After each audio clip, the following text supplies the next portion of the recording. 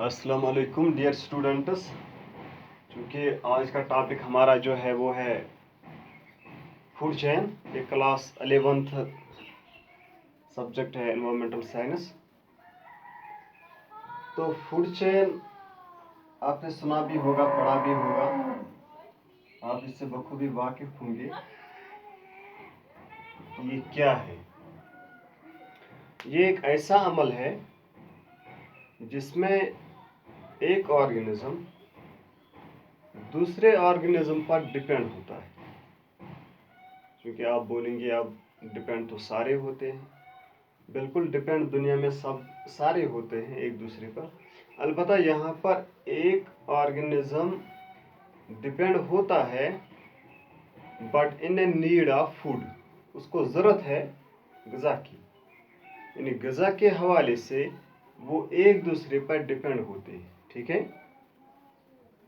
और जो दूसरा ऑर्गेनिज्म है वो भी किसी का शिकार होता है, और जो तीसरा ऑर्गेनिज्म है वो भी किसी का शिकार होता है। दैट मीन्स ये मुख्तलिफ लेवल्स आते हैं, इसमें मुख्तलिफ मोड आते हैं जिसमें मुख्तलिफ तरीके के ऑर्गेनिज्म मुख्तलिफ ऑर्गेनिज्म के शिकार होते हैं और अपना ग़िज़ा हासिल कर लेते हैं। जैसे मैंने बोर्ड पे यहाँ लिखा भी है, आप ये लिख भी सकते हो, नोट कर सकते हो। It is the sequence in which organisms are interlinked to obtain their food। यानी ऑर्गेनिज्म एक दूसरे के साथ कनेक्ट होते हैं, लिंक होते हैं, इंटरलिंक होते हैं ताकि वो एक दूसरे से अपना ग़िज़ा हासिल कर सकें। Thus involves the transfer of energy from the producer through a series of organisms। तो इससे क्या होता है, ग़िज़ा हासिल करने से उनका ये जो एनर्जी है, जीने की जो क्षमता है, एनर्जी हासिल करने के लिए वो एक दूसरे को खा लेते हैं। ठीक है, जिंदा रहने के लिए वो एक दूसरे को खा लेते हैं। तो सीधी सी बात है, जब कोई एनर्जी हासिल कर लेता है तो वो अपना दिन गुजर कर सकता है। ठीक है ना, जिंदा रह सकता है। So it involves the repeated eating and being eaten. ये वर्ड यहाँ पर है, repeated eating and being eaten. यानी एक दूसरे को खा जाता है, फिर ये कंटिन्यूसली प्रोसेस है। ये ऐसे नहीं है कि एक दिन खा लिया फिर छोड़ दिया, नहीं, क्योंकि इसको जिंदा रहना है, अपनी ज़िंदगी जीवन बिताना है, लिहाजा इसको रोज़ एनर्जी की ज़रूरत है, लिहाजा इसको रोज़ ज़रूरत पड़ेगी अपने उस शिकार की। ठीक है, अपने उस लेवल की, उनको हम लेवल बोलते हैं यहाँ पर। तो जैसे यहाँ पर मैंने एग्जांपल दी है, ये ग्रास, सबसे पहला वेजिटेशन जिसको बोलेंगे ग्रास। ठीक है ना, ग्रास को खाने वाले आते हैं ग्रास ऊपर, छोटे छोटे वो कीड़े होते हैं ग्रास ऊपर, हमारे धान की फसलों में मौजूद होते हैं। ठीक है, ग्रास पहली लेवल बन गया। इस ग्रास जो है ये पहला लेवल यहाँ पर बन गया, और ये जो ग्रास ऊपर है कीड़े मकोड़े आ गए, उनके लिए ग़िज़ा बन गए ये ग्रास।